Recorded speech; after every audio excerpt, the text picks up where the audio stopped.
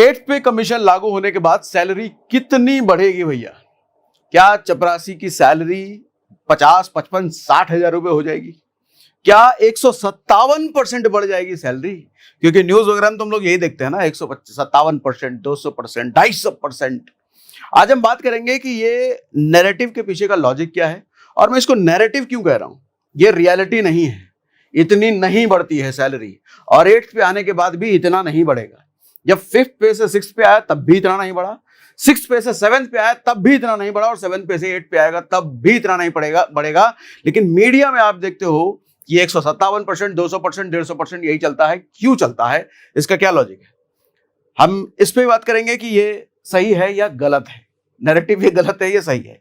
आज बेसिकली जो मैं आपको कैलकुलेशन जिस तरीके से बताने वाला हूं ना, दावा है, गारंटी है, इस तरीके से कैलकुलेशन पूरे इंटरनेट पर, यूट्यूब के अलावा किसी प्लेटफॉर्म पे चले जाओ, किसी भी चैनल पे चले जाओ, दावा है मेरा, किसी ने अब तक नहीं समझा है, किसी ने नहीं समझा है। इसीलिए सरकारी कर्मचारी भैया अभी तक कंफ्यूज हैं कि 8th पे आएगा तो कितना बढ़ेगा, फिटमेंट फैक्टर कितना हो जाएगा, डीए कितना हो जाएगा, ये सब का भी कॉन्सेप्ट बताऊंगा। ठीक है, अच्छा, ये जो आज हम कंटेंट कर रहे हैं, ये जो आपको करने जा रहा हूं, ये वेरीफाइड बाय एक्सपर्ट है। हमने कई लोगों से बात करके ये डेटा निकाला और डेटा को एनालाइज किया, तब ताकि हम बेसिकली मैं बाकी लोगों की तरह कुछ भी मिथ पर बात ना करूं, रियलिटी रख सकूं आपके सामने, ताकि आप आसानी से जेन्युइन डेटा के साथ कैलकुलेशन समझ पाएं। सबसे पहले एक चीज समझाता हूं। देखो, जो सरकारी सैलरी होती है ना, उसमें कंपोनेंट क्या क्या होता है। एक तो बेसिक सैलरी होती है, और आपका जो इंक्रीमेंट होता है इसी बेसिक सैलरी पर होता है। उसके बाद एचआरए होता है, उसके बाद डीए होता है, इन सब के मतलब समझाऊंगा अभी। उसके बाद ट्रैवल अलाउंस होता है, और उसके बाद स्पेशल अलाउंस होता है। स्पेशल अलाउंस कुछ केसेस में ही मिलता है, जैसे कुछ आर्मी वालों को मिलता है, आउटसाइड एरिया में, किसी ऐसे एरिया में पोस्टेड है जहां पर भैया खान पान रहने की सुविधा उतनी नहीं है, ऐसे केसेस में स्पेशल अलाउंसेस मिलता है।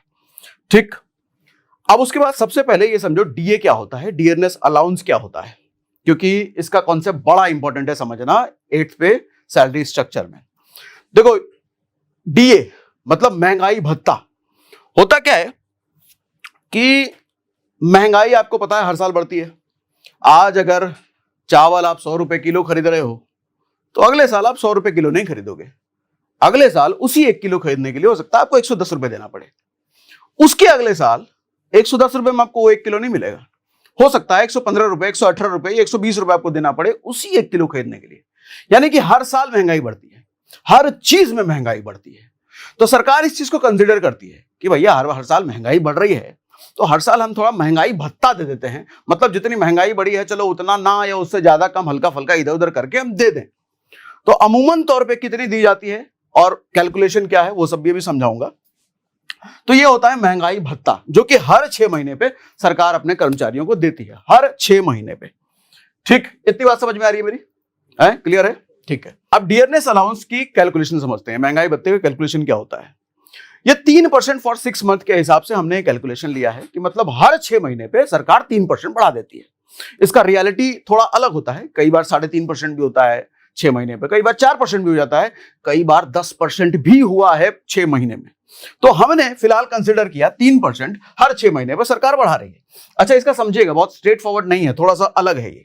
मान लो जनवरी से जून, मतलब एक हुआ जनवरी से जून, क्योंकि जुलाई से बढ़ने वाला है, तो जनवरी से जून मान लो 3% सरकार ने बढ़ाया, जुलाई से दिसंबर तक फिर 3% बढ़ाया, तो पूरे साल का हो गया 6% सरकार ने महंगाई भत्ता बढ़ा दिया भैया। लेकिन अगले साल शुरू होगा, जब बात होगी कि कितना है महंगाई भत्ता, तो अगले साल बोला जाएगा 6% है महंगाई भत्ता। तो अगले साल भी अगर 3% बढ़ाया जाएगा तो 6% प्लस 3% होगा, यानी कि जनवरी से जून तक जो बात होगी कितना है महंगाई भत्ता, वो कहा जाएगा 9%।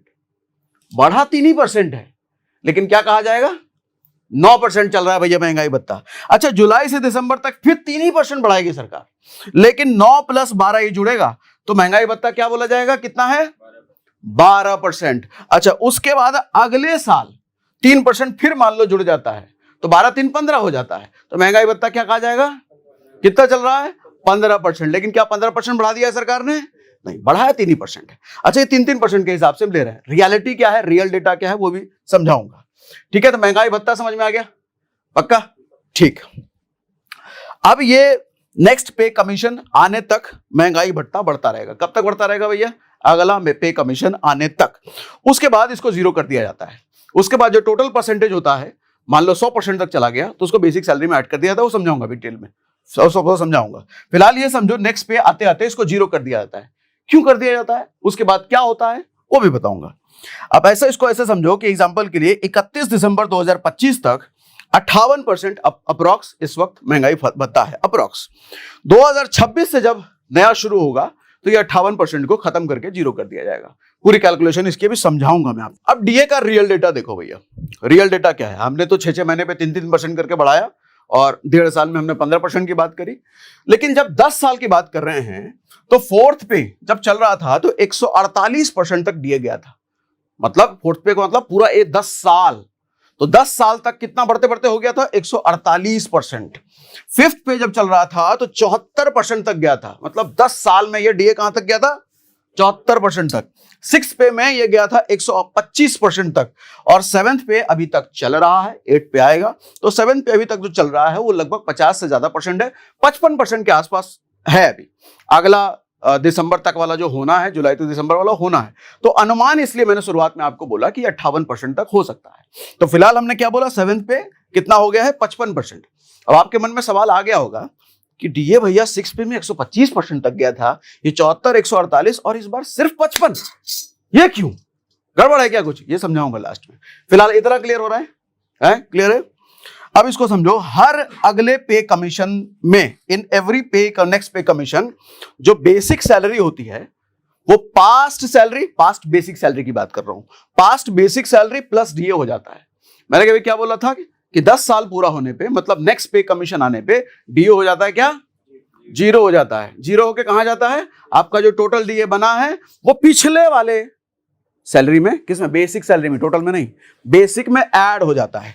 ठीक। अब एग्जांपल के लिए 7,000 रुपए अगर बेसिक था, ये मैं बात कर रहा हूं 6 पे की, 7,000 रुपए जो किसी का बेसिक था और 125% जब डीए हो गया था, ठीक है, 7,000 किसी का कितना था बेसिक और 125% डीए यानी कि 8,750, तो न्यू बेसिक उसका कितना बना? 15,750। ये न्यू बेसिक कहने का मतलब क्या हुआ? क्या हुआ? नई सैलरी। अगला जो पे कमीशन लागू हो गया उसमें अब बेसिक सैलरी क्या होगी? तो उसमें बेसिक सैलरी हो गई भैया 15,750। तो 6 पे, तो 7 पे मैंने यहां पे लिखा है। तो 7th पे कि जब सैलरी लागू हुई थी तो नई सैलरी क्या बनी थी? ठीक है। उसके बाद न्यू बेसिक में इंक्रीमेंट होगा भैया। अच्छा, 7,000 से 15,750 हो गया, पुराने डीए को ऐड कर दिया गया। क्या ये इंक्रीमेंट है? नहीं, ये इंक्रीमेंट नहीं हुआ अभी तक। अब इसमें इंक्रीमेंट होगा। तो सरकार ने डिसाइड किया था, जब 6 पे से 7 पे आया था, 14% डिसाइड किया था। अब आप कहोगे 14% कहां से आ गया नंबर? सरकार ने डिसाइड किया भैया कि 14% इंक्रीमेंट करेंगे। तो 14% इंक्रीमेंट करने के बाद बेसिक कितना था? 15,750। 15,750 में 14% इंक्रीमेंट किया, मतलब कि 2,205 रुपए हुआ। तो टोटल सैलरी 17,955, मतलब 18,000 रुपए टोटल हो गई थी बेसिक सैलरी 7th पे जब लागू हुआ था। बात समझ में आ रही है? 7th पे लागू हुआ तो कितना हो गया था? ठीक है, 18,000 कैसे हो गया? सरकार ने कितना बढ़ाया था? इंक्रीमेंट कितना दिया था? 14% दिया था। अच्छा, 14% देते ही 7,000 की सैलरी कितनी हो गई? 18,000 रुपए। सिर्फ 14% से 14%, अगर 7,000 की सैलरी में 14% ऐड करो तो 18,000 हो जाएगा क्या? नहीं हुआ ना। तो 18,000 कैसे हुआ? 14%। अरे डीए जोड़ा गया। अब यही नैरेटिव बनता है। नैरेटिव क्या बनता है कि 7,000 की सैलरी हो गई भैया 18,000 रुपए, यानी कि 157% सैलरी बढ़ा दी गई। कैसे बढ़ी? सर एक बात समझो, किसी की सैलरी अगर 31 दिसंबर 2015 तक, 2016 से लागू हुआ ना, ये 16 से 17 से 16 से लागू हुआ, 31 दिसंबर 2015 तक किसी की सैलरी अगर इतनी है, डीए बढ़ते बढ़ते डीए सब मिला करके कहां गया? 15,750। उस 15,750 में कब तक मैंने बोला? 31 दिसंबर 2015 तक इतनी उसको सैलरी आ रही है बेसिक में। उसके बाद 16 शुरू होते ही तो 14% ऐड होके 18 ही हो हजार हुआ ना, इतना तो पहले पा ही रहा था, उसको 15,000 से 18,000 हुआ, तो असली हाइक तो 15,000 से 18,000 हुआ ना, बात सही है। 7,000 से आप कैलकुलेट करोगे क्या? अरे वो पहले ही 15,000 से मिल रहा है उसको, आप कहां 7,000 से उसको गिन रहे हो? 7,000 कब था? जब पे कमीशन शुरू हुआ था, मतलब 16 की हम बात कर रहे हैं, 2006 में। आप 2006 से कैलकुलेट कर रहे हो। अरे 2006 की बात कहां है? बात समझ में आ रही है? अश्विनी क्लियर कर पा रहा हूं है? पक्का? अभी कुछ सवाल हो तो पूछ लेना। अब सवाल यह है कि फिटमेंट फैक्टर कैसे कैलकुलेट होता है। फिटमेंट फैक्टर आप सुन रहे होगे कि डिमांड 3 है, 2.5 चल रही है, 1.5, वो समझाता हूं जरा। फिटमेंट फैक्टर पहले कितना है वो समझा देता हूं, फिर इसका लॉजिक समझाऊंगा। अच्छा, पहले हल्का फुल्का बता ही देता हूं। देखो, फिटमेंट फैक्टर एक तरह का गुणांक होता है, एक तरह का मल्टीप्लायर होता है, एक तरह का ऐसा नंबर है जिसके बेस पे ये डिसाइड किया जाता है कि सैलरी टोटल कितनी हो जाएगी। दरअसल मैं ये झूठ बोल रहा हूं। झूठ क्यों बोल रहा हूं? ये आधा सच है, इसका पूरा सच बताऊंगा। ये जो मैंने आपको डेफिनेशन बोला कि फिटमेंट फैक्टर एक ऐसा गुणांक है, एक ऐसा नंबर है जिसके बेस पे डिसाइड होता है कि सैलरी कितनी बढ़ेगी, ये दुनिया जान के लोग आपको बताएंगे, ये न्यूज में बताया जाएगा, हर कोई बताएगा, लेकिन ये आधा सच है, पूरी तरीके से गलत भी नहीं है। आधा सच मैं क्यों बोल रहा हूं आगे बताऊंगा। फिलहाल पे कमीशन, 5th पे कमीशन जब आया था, 4th का डेटा नहीं है क्योंकि उस टाइम पे फिटमेंट फैक्टर का कॉन्सेप्ट था नहीं। 5th पे कमीशन में 1.20 से 1.40 की डिमांड की गई थी, सरकार ने इसको 1.40 कर दिया था फिटमेंट फैक्टर। 6th पे में 1.74 से 1.86 की डिमांड की गई थी, सरकार ने इसको 1.86 कर दिया था। फिर 7th पे जब आना था तो फिटमेंट फैक्टर 2.57 किया गया। अभी तक हो सकता है फिटमेंट फैक्टर आपको पूरी तरीके से क्लियर ना हुआ है क्या? हो गया क्या? नहीं हुआ ना? हाँ, तो अब समझाता हूं ना। अब फिटमेंट फैक्टर कैलकुलेट कैसे करते हैं ये समझते हैं। देखो, बड़ा सिंपल सा फंडा है। आपकी जो नई वाली बेसिक सैलरी बनी है नए पे कमीशन में, उसको पुराने पे कमीशन में जो सैलरी बेसिक वाली थी डिवाइड कर दो। नई basic divided by old basic बन गया फिटमेंट फैक्टर। अब एग्जांपल के लिए 6 पे से जब 7th पे आया था तब 18,000 रुपए बेसिक सैलरी जो नई वाली बनी थी, पुराना वाला बेसिक कितना था? 7,000 रुपए, डिवाइड किया तो 2.57 आ गया भैया। तो फिटमेंट फैक्टर कितना हो गया? 2.57। अब इसमें दो चीजें समझिए। हमने ये फिटमेंट फैक्टर निकालना सीखा। क्या हर कर्मचारी को फिटमेंट फैक्टर ऐसे ही डिवाइड करके निकालना है? जरूरी नहीं है। सरकार कहती है कैलकुलेशन अगर नहीं समझना है कोई दिक्कत नहीं है, हमने आपको एक मल्टीप्लायर दिया, नंबर दिया, गुणांक दिया, जो शब्द इसको कहना है कहो, ये नंबर दिया, इस नंबर को अपनी बेसिक सैलरी से कैलकुलेट कर लेना, आपकी सैलरी निकल जाएगी। सरकार ने क्या बोला? 2.57 इज योर फिटमेंट फैक्टर, बोल दिया, अनाउंस कर दिया भैया। अब आपकी सैलरी अगर 7,000 रुपए है तो गुणा करो इसको, 18,000 हो गया। आपकी सैलरी अगर 50,000 रुपए है तो 2.57 से गुणा करना, आपका निकल जाएगा बेसिक सैलरी नया वाला। ठीक है, तो फिटमेंट फैक्टर का रेलेवेंस क्या हो गया? सरकार ने बोला कि आपको कैलकुलेशन उतना करने की जरूरत नहीं है, मैंने एक नंबर निकाल लिया है आपके लिए, वो नंबर से अपनी सैलरी कैलकुलेट, नंबर डालो और गुणा करो, अपनी बेसिक सैलरी आपकी निकल गई। अच्छा, हमने थोड़ा पीछे जाकर के इस फिटमेंट फैक्टर को भी निकालना सीखा। ठीक है, हर चीज का लॉजिक है। सरकार ऐसे ही मूड ही नहीं है कि 2.57 मन में आया, भाई रात में सपने में आए शिव जी बोले 2.57, अगले दिन सरकार आई बोल दिया, ऐसा नहीं होता। लॉजिक है, कैलकुलेशन है। ठीक है, क्लियर? आप कुछ पूछ रहे थे? हाँ, आप पूछ रहे थे कुछ? नहीं, मैंने कुछ नहीं बनाया, मेरा कुछ नहीं है, ये सरकार का दिया हुआ टर्म है फिटमेंट फैक्टर। मतलब मैंने समझा दिया, गुणांक, मल्टीप्लायर, कुछ भी एक वर्ड दे दिया। क्यों दिया वो बताया, ताकि आप अपनी बेसिक सैलरी को इस नंबर से गुणा कर दो। ठीक, क्लियर है? पक्का? अब आओ आगे। अब नैरेटिव इस पे क्या बनती है? नैरेटिव बनती है भैया 6 पे से 7th पे जाने में 157% की सैलरी बढ़ गई। मैंने लिखा है रॉन्ग। क्या ये रॉन्ग है या राइट है? बताओ। 7,000 से 18,000 की जब सैलरी हुई तो 7,000 की सैलरी 18,000 तो सच में तो 157% हुआ, लेकिन इसको हम रॉन्ग क्यों कह रहे हैं? अभी थोड़ी देर पहले हमने बात किया नहीं, अरे ये रॉन्ग इसलिए हम कह रहे हैं कि हमने कहा फिटमेंट नया पे कमीशन 2016 जनवरी से लागू हुआ। ठीक, और अगर कोई दिसंबर 2015 में सैलरी पा रहा है 15,000 कुछ रुपए, उसका 18,000 रुपए हो गया, तो आप कहोगे उसका 157% सैलरी बढ़ गया। बढ़ा क्या? अरे 15 से 18 हुआ है, कहां हुआ 157? नहीं हुआ ना। 7 से 18 होने का मतलब 7,000 उसका कब था? अरे उसका 10 साल पहले था। वो 10 साल पहले से आप कैलकुलेट कर रहे हो, आज ऐसे थोड़ी होता है। क्लियर? ठीक है, तो ये सही भी है गलत भी है। सही किसके लिए है भैया? वो मीडिया के लिए। हाँ, मीडिया के लिए सही है, ये न्यूज बनाने के लिए सही है कि सर, इसीलिए सरकारी लोगों को गुस्सा आता है इसी बात पे। 157% कहां बढ़ गया भैया, झूठे झूठे कमा रहे हैं, बोल रहे हैं।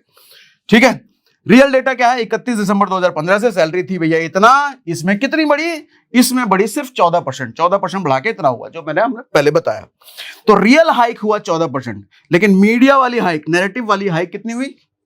157% बढ़ी सरकारी कर्मचारियों की सैलरी। रॉन्ग। ठीक, अब 8th पे में क्या होगा? सारा मुद्दा ये है, हमने 6th पे से 7th पे जाने का पूरा क्रम समझा दिया बेसिक सैलरी कैलकुलेट करने का। अब सवाल यह है कि 8th पे में क्या होगा, तो जरा इस पे बात करें, समझिएगा जरा ध्यान से। कुछ भी मुश्किल नहीं है, सब आसान करके समझाता हूं। सर 18,000 रुपए क्या है? नई वाली बेसिक सैलरी। नई का मतलब 7th पे में जो बेसिक सैलरी है। 55% डीए मैंने बोला कि 55% डीए भी चल रहा है। क्यों मैंने बोला 55% डीए भी चल रहा है? इधर आ जाओ सर। मैं जब यहां पे जा रहा था कितना डीए चल रहा था? 12%। उसके पहले वाले 9%। इसी तरीके से 10 साल हो चुके हैं 2016 से लेके अब तक। तो अब तक कितना चल रहा है डीए? 55%। किस बेस पे मैं कह रहा हूं कि हर 6 महीने पे कितना कितना बढ़ा है, उसको टोटल ऐड करके बोला गया 55% डीए है। ठीक, तो डीए हो गया 55%। तो 18,000 में डीए जोड़ो। ये जोड़ा हमने क्यों जोड़ा? कि थोड़ी देर पहले हमने बात की थी कि पुराने वाले डीए को नया बेसिक बनाने के लिए जोड़ दिया जाता है पुराने वाले डीए को। तो पुराने वाले डीए को परसेंटेज को जोड़ दिया गया। तो 18,000 का 55% 27,900 रुपए बनता है। अब इसमें अगर सरकार बोलती है कि 20% हम हाइक देते हैं इस बार, पिछले पे कमीशन में कितना परसेंट हाइक दिया था? 14%। इस बार अगर सरकार बोलती है कि हम 20% हाइक देते हैं, तो सर सैलरी बनेगी 33,450 बेसिक। किसके लिए? एंट्री लेवल कर्मचारी के लिए। ठीक, अच्छा 20% हाइक का मतलब 5,550 रुपए बढ़ेगा, टोटल 33,450 रुपए हो जाएगा। अच्छा, इसमें फिटमेंट फैक्टर निकल के आया 1.86। 1.86 कैसे निकला दीपक?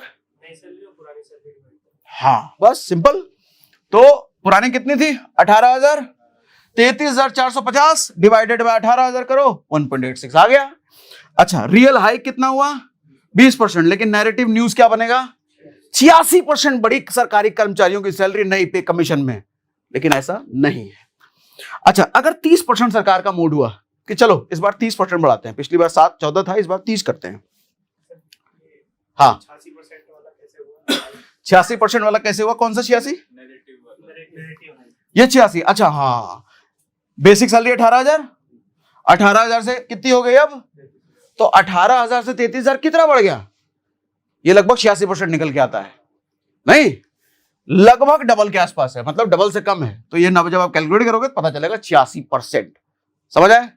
इसने बेसिक से कैलकुलेट कर दिया। अरे ये बेसिक इसकी 18,000, अभी हम क्या है 2025 की बात कर रहे हैं ना। अरे 2025 सितंबर में इसकी 18,000 नहीं होगी। 2025 सितंबर में 55% डीए मिला के इसके घर में आ रहा है 27,900। तो जब आज 27,900 आ रहा है और 2000 अगला जब पे कमीशन लागू होगा तो वो तो अपना सैलरी इस पे कैलकुलेट करेगा ना, लेकिन मीडिया बनेगा। ठीक, अब अगर मोदी जी कहते हैं कि 30% हाइक कर दिया भैया है, तो 30% हाइक करने का मतलब 27,900। 27,900 कहां से आया? इसको हमने ऐड करके बोला 27,900। अच्छा, 30% अगर हाइक दे दिया सरकार ने, मतलब 8,370 बढ़ा दिया, तो 36,270 रुपए हो जाएगा। इस केस में फिटमेंट फैक्टर बढ़ेगा 2.01। यानी कि फिटमेंट फैक्टर कैसे निकाला? ये डिवाइडेड बाय ये 2 आ गया। रियल हाइक इस केस में सरकार ने किया 30%, लेकिन मीडिया बनाएगी इसको 101%। ठीक, अब आ गया। अब एंट्री लेवल सैलरी 50,000 से ऊपर, जो हर जगह न्यूज में है कि एक चपरासी की भी सैलरी 50,000 से ऊपर हो जाएगी, 52,000 हो जाएगी, 55,000 हो जाएगा, 60,000 हो जाएगा। अगर ये हुआ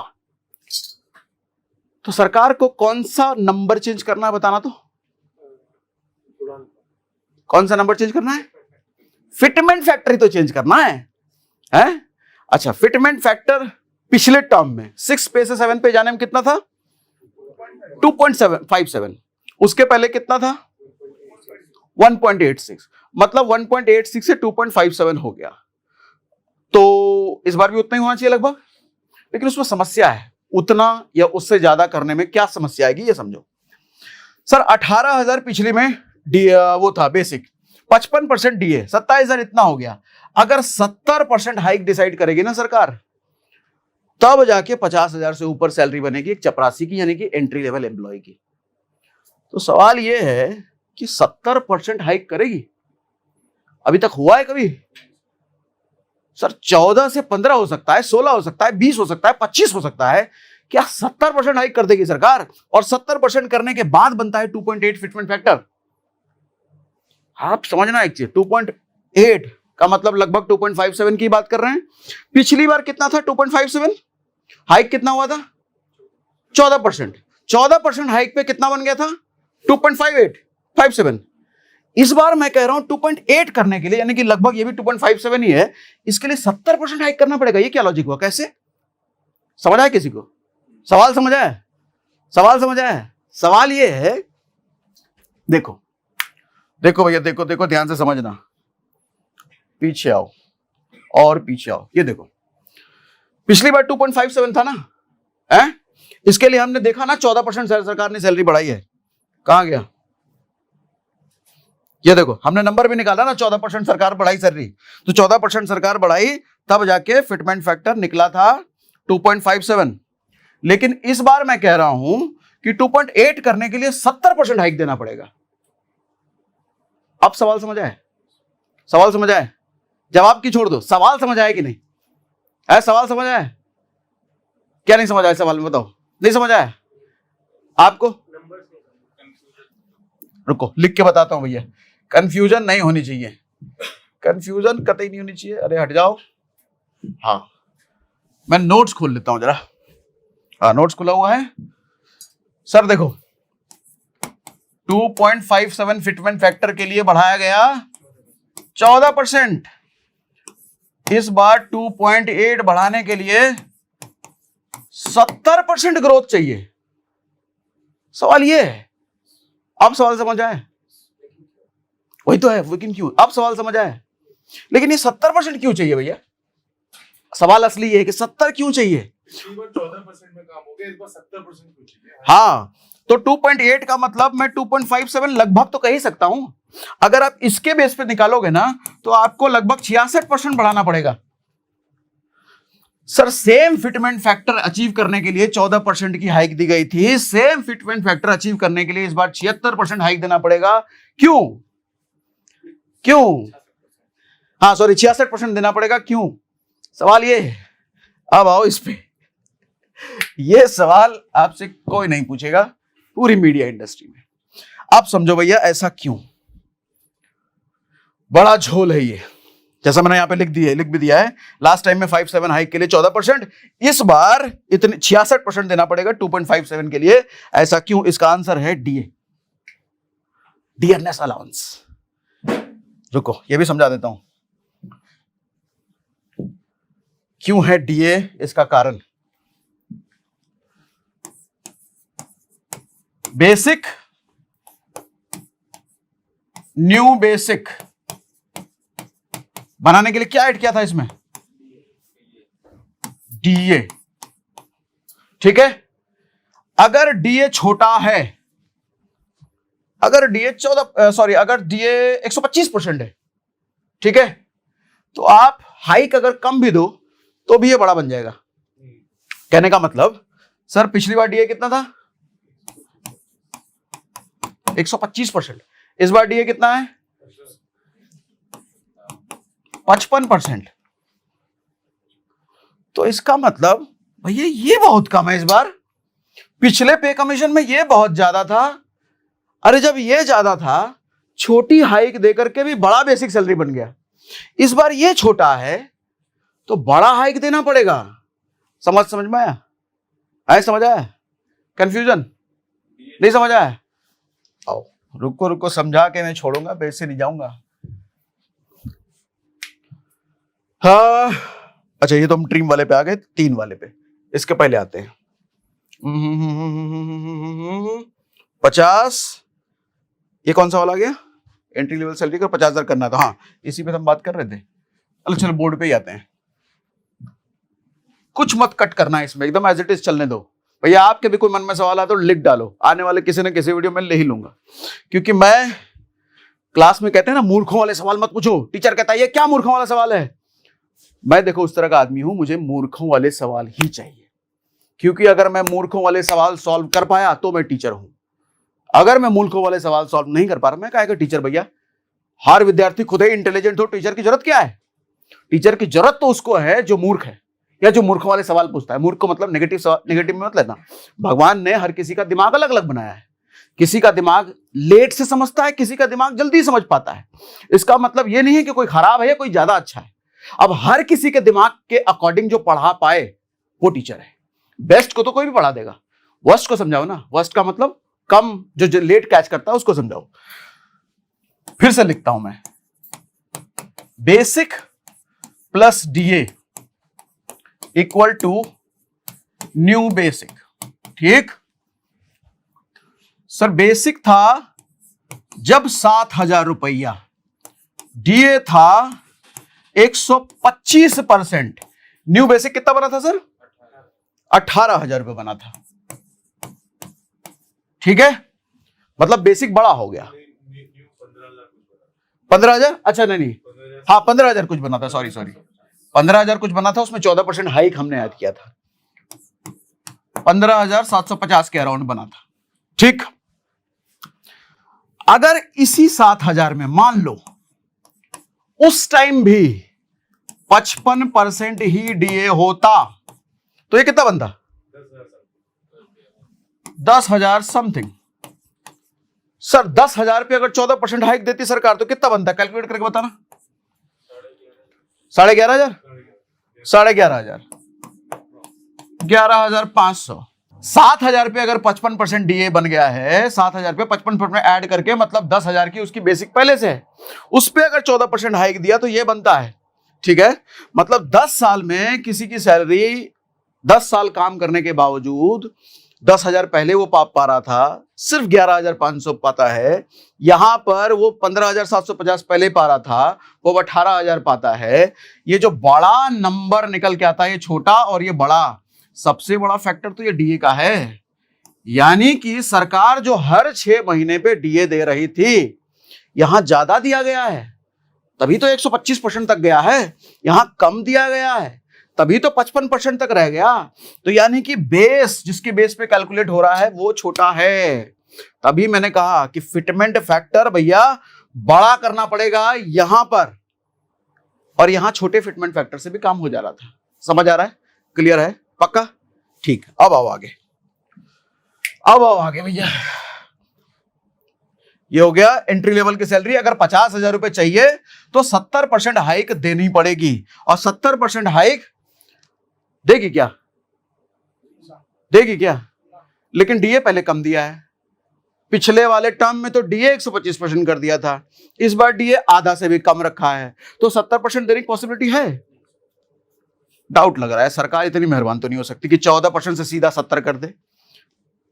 कहा नहीं जा सकता, आजकल सरकार तो भाई मूड में चल रही है, जीएसटी घटा दिया, 12 लाख तक ही कर दिया, तो ये भी कर दे, पता नहीं, लेकिन इसके चांसेस बहुत ज्यादा कम है। कहां 14 तक दिया, अब 70 कर दे। तो ये करने के बाद फिटमेंट फैक्टर क्या निकल के आता है? 2.8। 2.8 कैसे निकाला हमने? नई वाली सैलरी डिवाइडेड बाय पुरानी वाली सैलरी 2.8। तो रियल हाइक क्या मिली इसमें? 70%। फेक हाइक क्या बनेगी? 177%। तो 177% मीडिया में आएगा अगर 70% हाइक दिया सरकार ने तो, जो मुझे नहीं लगता 70% सरकार दे देगी। हालांकि डिमांड चल रही है भैया, फिटमेंट फैक्टर 3 होनी चाहिए। फिटमेंट फैक्टर कितनी डिमांड होनी चाहिए? 3 होनी चाहिए। मैं कह रहा हूं 2.8 फिटमेंट फैक्टर में लाने में ही 70% हाइक देना पड़ेगा। तो 3 का मतलब कितनी हाइक देनी पड़ेगी भैया? 3 का मतलब हाइक जो होगा वो 80% से ज्यादा होगा, तब आएगा फिटमेंट फैक्टर 3। डिमांड का मतलब जो इनके एसोसिएशंस होते हैं, यूनियंस होते हैं, वो डिमांड कर रहे हैं। 18,000 इंटू 3 करोगे मतलब बेसिक सैलरी इंटू 3 करोगे 54,000 हो जाए, ऐसी डिमांड है, 3 हो जाए, तो इसका मतलब 80% देना पड़ेगा। सवाल ये है क्या ये होगा, ये मैं आप पर छोड़ता हूं, आप कमेंट बॉक्स में बताना आप क्या मानते हो, सरकार देगी कि नहीं देगी, कितना भरोसा है आपको अपनी सरकार पे, ये मुझे कमेंट बॉक्स में लिख के बताइएगा जरूर। मुझे लगता है डाउट है भैया 80% पर। क्वेश्चन क्या है, लास्ट टाइम 2.57 के लिए 14% दिया गया था जो मैंने पूछ चुका हूं अभी।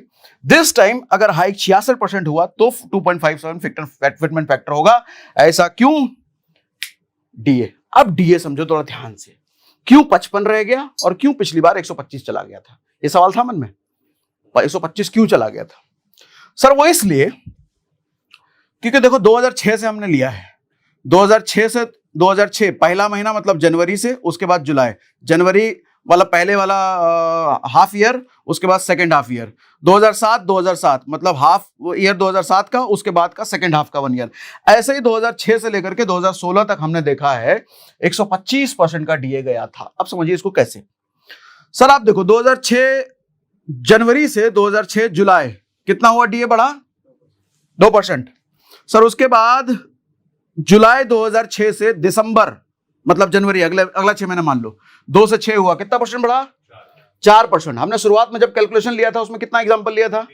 3% हर 6 महीने पे, लेकिन यहाँ 4% बढ़ाया गया है। सर उसके बाद 6 से 9 हुआ है, कितना परसेंट बढ़ा? 3%। 9 से 12 हुआ, कितना? 3%। 12 से 16 4%। 16 से 22 कितना परसेंट बढ़ा? 6%। 6 ही महीने में बढ़ गया, 6% डीए बढ़ा है।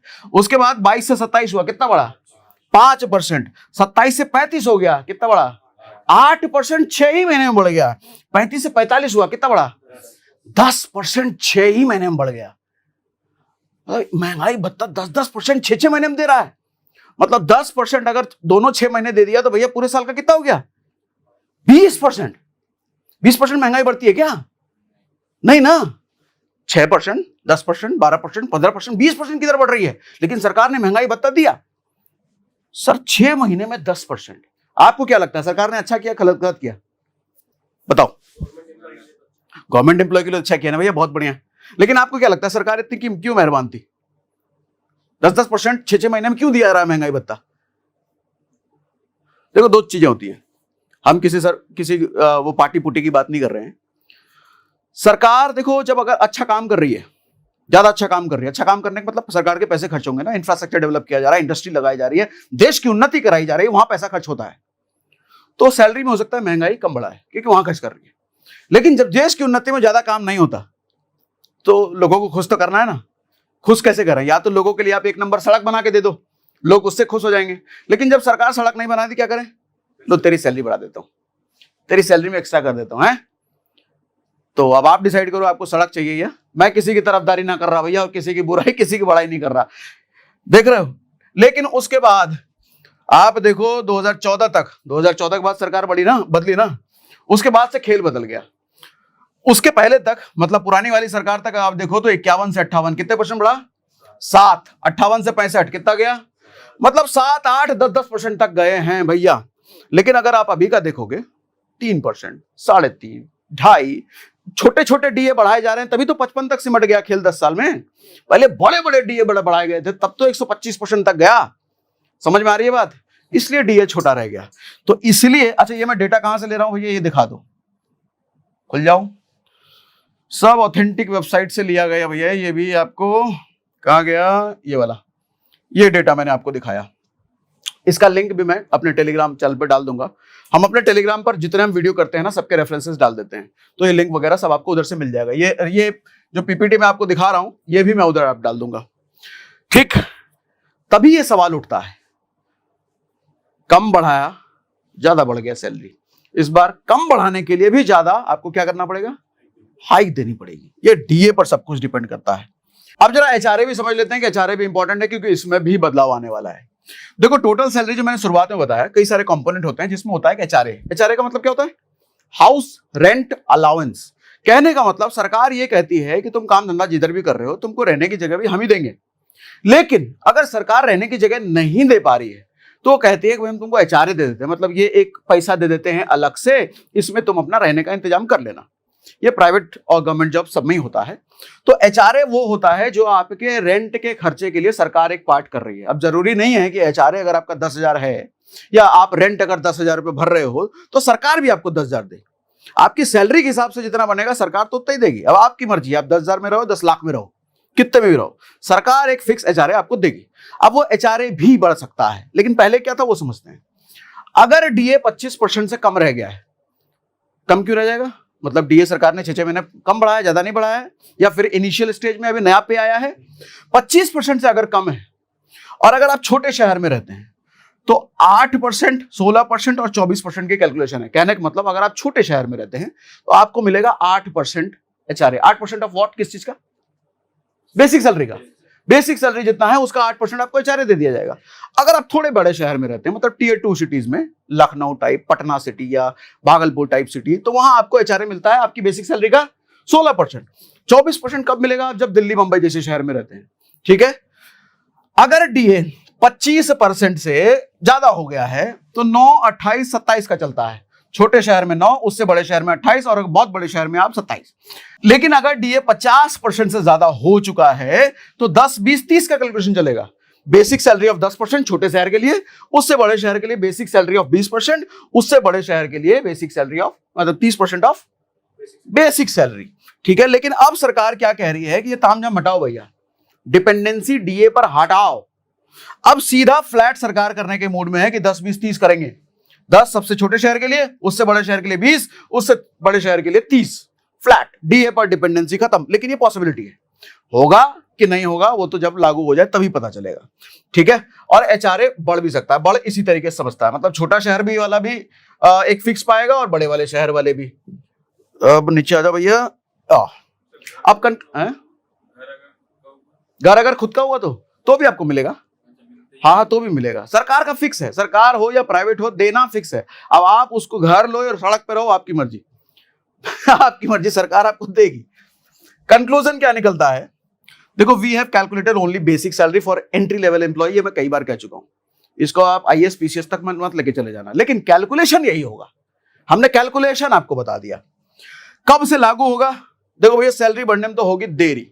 क्यों देरी होगी? कि जनवरी 2026 से ये बढ़ी हुई सैलरी लागू होनी थी, जनवरी 2026 से, लेकिन अभी तक पे कमीशन का गठन ही नहीं हो पाया है। Terms of references, TOR, chairman और मेंबर्स का अपॉइंटमेंट होना भी बाकी है और 2027-28 तक खींच सकता है ये मामला। लेकिन टेंशन लेने की जरूरत नहीं है आपको। क्यों? क्योंकि सैलरी तो 2026 से ही बढ़ जाएगी। आपके अकाउंट में भले नहीं आएगी। सरकारी कर्मचारी होने का एक ये फायदा होता है कि सरकार ने अगर सैलरी बढ़ा दी और अगर नहीं मिल पा रहा है किसी वजह से, तो जब भी होगा वो पूरा जोड़ करके एक मुश्त मिलता है। तो सैलरी 2026 से ही बढ़ जाएगी, मिलेगी नहीं। वो जब गठन फुटन सारा कुछ हो जाएगा तब मिलेगा। तो जितना भी डिसाइड होगा कि भैया 14% हाइक करे, 20% करे, जितना भी करे, वो पुरानी आपकी 26 से लेकर के 27 तक या 28 तक जितना भी पीरियड है सबका जोड़ करके एक साथ देगी आपको। ठीक है, अब सवाल ये है, क्या सैलरी हाइक का ये तरीका सही है? क्योंकि हम जब एनालाइज कर रहे थे, हम खुद ही कंफ्यूज हो गए, भैया ये क्या चल रहा है, ये इतना कैलकुलेशन। हमें जब इस चीज को समझने और समझाने में इतना समय लगा तो पागल हो जाएगा आम आदमी भैया इसको समझने में। तभी तो सरकार ने फिटमेंट फैक्टर बोल दिया, ले ये गुणांक ले, इस पे कैलकुलेट कर ले। मुझे नहीं लगता है ये सैलरी बढ़ाने का सिस्टम सही है। अब आप देखिए, 10 साल बाद आप 14% सैलरी बढ़ा रहे हो या 20% सैलरी बढ़ा रहे हो। हाँ, मानता हूं हर 6 महीने पे आपने महंगाई भत्ता भी दिया, लेकिन ये इतना तामझाम क्यों करना? ये पे कमीशन का अलग से गठन हर 10 साल पे, मतलब एक एक साल तक वो एनालाइज करेंगे, 2-2 साल तक वो एनालाइज करेंगे, 2-2 साल तक वो सैलरी लेंगे एनालाइज करने का, और हर 10 साल बाद आपको सोचना पड़ता है कितना क्या करें नहीं करें। ये तामझाम क्यों? अरे हर साल बढ़ा दो ना, जैसे प्राइवेट में होता है।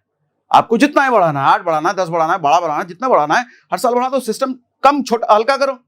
आपको कितने लोगों को सैलरी देने से आप बच जाओगे, कितने फालतू एक्स्ट्रा लाइबिलिटीज से बच जाओगे। तो मेरे हिसाब से ये पे कमीशन वाला सिस्टम, हाँ बहुत सारे लोगों को बुरा लग सकता है, हाँ आपको नहीं पता पे कमीशन आता है हमारा भला। अरे मैं बोल रहा हूं, भला जो सरकार 10 साल में कर रही है हर साल कर देना। जो आंकड़ा 10 साल में बढ़ाने का है उसको बांट दे, हर साल बढ़ाती रहे, ताकि हर साल आदमी के हाथ में पैसे से आते रहे, बढ़िया सब कुछ मामला सेट होके चले। अब कोई सवाल? सारा क्लियर है पक्का? तो अब कुल मिलाकर के मुझे लगता है मैं आपको भी समझा दिया, लेकिन अगर समझा नहीं पाया भैया तो मुझे कमेंट बॉक्स में लिख के जरूर बताइए। कोई भी सवाल, किसी भी तरह का कंसर्न, या अगर समझा दिया तो मुझे कमेंट बॉक्स में ये जरूर लिख के बताना कि आज तक किसी ने ऐसा नहीं बताया, आज तक किसी ने नहीं बताया। ठीक है भैया, सवाल जरूर लिखिएगा। अगर कुछ बचा तो आने वाले किसी ना वीडियो में जरूर ले लूंगा। तो ये था आज का पूरा 8 पे कमीशन की पॉसिबिलिटी क्या है, कैलकुलेशन कैसे करते हैं।